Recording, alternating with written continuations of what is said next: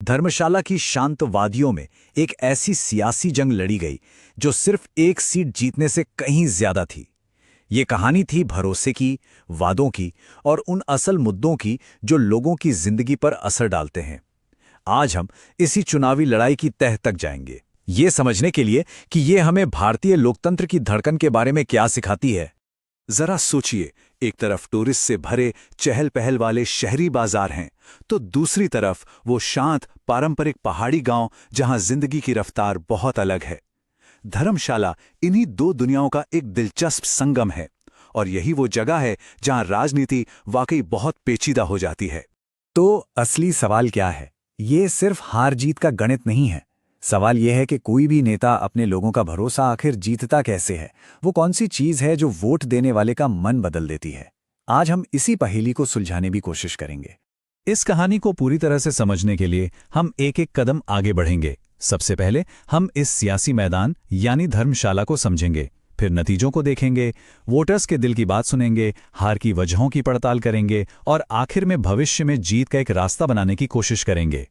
हर सियासी जंग एक खास मैदान पर लड़ी जाती है। धर्मशाला के मामले में यह मैदान उतना ही रंगीन और उलझा हुआ है जितने यहाँ के लोग। चलिए सबसे पहले देखते हैं कि इस इलाके की जमीन, यहाँ के पहाड़ और गलियां हमें इसकी राजनीति के बारे में क्या बताती हैं। यहाँ आपको स्थानीय पहाड़ी लोग मिलेंगे जो पीढ़ियों से इस जमीन से जुड़े हैं, वो दिलेर गद्दी समुदाय के लोग जो मौसम के साथ चलते हैं, और वो शहरी लोग भी जो नए मौकों की तलाश में यहाँ बसे हैं। इन सब की उम्मीदें, ज़रूरतें और परेशानियां उतनी ही अलग हैं जितनी इनकी जिंदगी। तो अब आते हैं मुद्दे पर, वो आंकड़े, वो नंबर्स जो इस कहानी की बुनियाद हैं। 2022 के चुनाव के नतीजों ने एक बहुत ही करीबी मुकाबले की तस्वीर पेश की, और हमारी पड़ताल यहीं से शुरू होती है। सिर्फ 3,285 वोट। बड़ी राजनीति की दुनिया में ये एक छोटा सा नंबर लग सकता है, लेकिन धर्मशाला में यही जीत और हार के बीच का फासला था। इसका सीधा मतलब यह है कि कुछ मुट्ठी भर गांवों का फैसला पूरे इलाके की किस्मत तय कर सकता था। और अगर इसे प्रतिशत में देखें तो ये तस्वीर और साफ हो जाती है। सिर्फ 5.47%।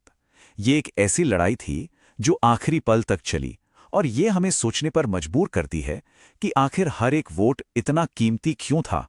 ये रही आखिरी गिनती। कांग्रेस के सुधीर शर्मा को जीत मिली, लेकिन बीजेपी के राकेश चौधरी बहुत ज्यादा पीछे नहीं थे। पर यह सिर्फ नंबर नहीं है, ये हजारों लोगों के फैसले हैं, उनकी उम्मीदें और उनकी निराशाएं हैं। हमारा काम इन नंबर्स के पीछे की कहानी को सामने लाना है।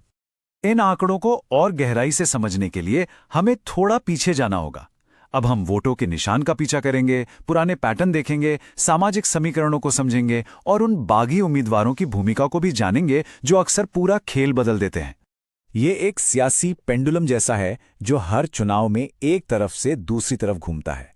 ये साफ बताता है कि धर्मशाला के वोटर किसी एक पार्टी से बंधे नहीं हैं। उन्हें काम चाहिए, और वो बदलाव के लिए वोट करने से बिल्कुल नहीं डरते। उनकी वफादारी किसी झंडे से नहीं, काम से है। यहाँ की राजनीति सामाजिक गणित का एक बहुत ही उलझा हुआ खेल है। ओबीसी, गद्दी, राजपूत और ब्राह्मण समुदाय ये सब बड़े खिलाड़ी हैं। हर समूह की अपनी मांगें हैं, अपनी उम्मीदें हैं, और जो उम्मीदवार इन अलग अलग धागों को एक साथ पिरो लेता है, जीत उसी के करीब होती है। ये ग्राफ एक बहुत जरूरी कहानी कहता है, वोट कटवा की कहानी। जब कोई बागी या तीसरे मोर्चे का उम्मीदवार मैदान में आता है तो वो बड़ी पार्टियों के वोट काटता है, और इससे नतीजे अक्सर पूरी तरह पलट जाते हैं। ये सिर्फ एक चुनावी आंकड़ा नहीं है, ये पार्टियों के अंदर की दरारों का एक बड़ा संकेत है। देखिए, जब हम इन सामाजिक समीकरणों की बात करते हैं तो ये समझना बहुत जरूरी है कि हमारा मकसद समुदायों को बांटना नहीं है, बल्कि ये मानना है कि एक मजबूत लोकतंत्र में हर एक समूह की आवाज सुनी जानी चाहिए और उसका सम्मान होना चाहिए। तभी हम सही मायनों में लोगों की मर्जी को समझ सकते हैं। अच्छा, आंकड़े कहानी का सिर्फ एक हिस्सा बताते हैं। असली कहानी तो लोगों की रोजमर्रा की जिंदगी में छिपी है। जब वोटर वोट डालने गया तो उसके मन में क्या चल रहा था? कौन सी परेशानियां थी जो उसे सता रही थी? सड़क नहीं तो वोट नहीं, ये सिर्फ एक नारा नहीं है, ये एक अल्टीमेटम है। ये लोगों के उस गुस्से को दिखाता है जब उन्हें लगता है कि उनकी सबसे बुनियादी जरूरतों को भी नजरअंदाज किया जा रहा है। असल में ये वो मुद्दे थे जो मायने रखते थे। टूटी फूटी सड़कें जो जिंदगी को मुश्किल बनाती हैं, कूड़े के ढेर जो बीमारी फैलाते हैं, नौकरियों की कमी जो नौजवानों को घर छोड़ने पर मजबूर करती हैं, और अच्छे कॉलेजों की कमी जो आने वाली पीढ़ी का भविष्य कमजोर करती है। ये सिर्फ समस्याएं नहीं थी, ये रोज की सच्चाई थी। तो अब जब हमने लोगों की शिकायतें सुन ली हैं, तो वक्त है उस मशीनरी के अंदर झांकने का जिसने चुनाव लड़ा। चलिए इस हार का एक तरह से पोस्टमार्टम करते हैं और उन रणनीतिक गलतियों को समझते हैं जिनकी वजह से ये नतीजा आया। ये स्वॉट एनालिसिस एक बहुत ही साफ तस्वीर दिखाता है। ताकत थी एक मजबूत नेता, अच्छा रिकॉर्ड, लेकिन कमजोरियां भारी पड़ गईं। पार्टी के अंदर की गुटबाजी, सिर्फ एक ही समुदाय पर बहुत ज्यादा निर्भरता। ये बताता है कि हार किसी एक बड़ी गलती से नहीं, बल्कि कई छोटी छोटी कमियों की वजह से हुई जो आखिर में बहुत बड़ी बन गईं। इसे एक नाव की तरह समझिए। आप समुद्र में उठ रहे तूफान को तो काबू नहीं कर सकते हैं, वो बाहरी माहौल है। लेकिन आप ये तो पक्का कर सकते हैं ना कि आपकी नाव मजबूत हो और उसमें कोई छेद ना हो। ये आपके अंदरूनी कारक हैं। इस मामले में पार्टी की नाव में अंदरूनी लड़ाई और अनुशासन की कमी जैसे छेद थे, जिसने उसे बाहरी सियासी तूफान में और कमजोर कर दिया। विश्लेषण हमेशा अतीत का होता है, लेकिन अब हमें भविष्य की ओर देखना है। क्या इस हार से मिले सबक के आधार पर जीत का एक नया नक्शा तैयार किया जा सकता है? हमारा मानना है हाँ, और वो नक्शा कुछ ऐसा दिखता है। ये सिर्फ एक प्लान नहीं है, ये एक वादा होना चाहिए। पहला कदम, टूटे हुए रिश्तों को जोड़िए। दूसरा, लोगों की जिंदगी में दिखने वाला सुधार लाइए। तीसरा, एक नई और सकारात्मक कहानी गढ़िए। चौथा, अपनी टीम को एकजुट और मजबूत कीजिए। पांचवां, टेक्नोलॉजी का समझदारी से इस्तेमाल कीजिए। और छठा, ये पक्का कीजिए कि आपके समर्थक वोट डालने जरूर जाएं। हर एक कदम जरूरी है।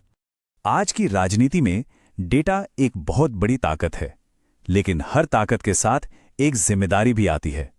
लोगों तक डिजिटल तरीके से पहुंचने का मतलब है उनकी निजता, उनकी प्राइवेसी का सम्मान करना। भरोसा तब बनता है जब लोग ये जानते हैं कि उनकी निजी जानकारी का इस्तेमाल सही तरीके से और उनकी सहमति से किया जाएगा। ये सिर्फ कानून की बात नहीं है, ये सही काम करने की बात है। तो धर्मशाला की इस कहानी के आखिर में हम कहाँ पहुंचते हैं? हमने आंकड़ों को समझा, लोगों की शिकायतों को सुना और एक रणनीति भी बनाई। लेकिन ये सब कुछ एक सीधी सी सच्चाई पर आकर टिक जाता है। सियासत में आप भीड़ खरीद सकते हैं, आप शोर भी किराए पर ले सकते हैं, लेकिन भरोसा खरीदा नहीं जा सकता। भरोसा कमाना पड़ता है, लगातार काम करके, ईमानदारी से और लोगों की सेवा करने की सच्ची नीयत से। यही धर्मशाला का सबक है और यही हर जगह लोकतंत्र का सबक है।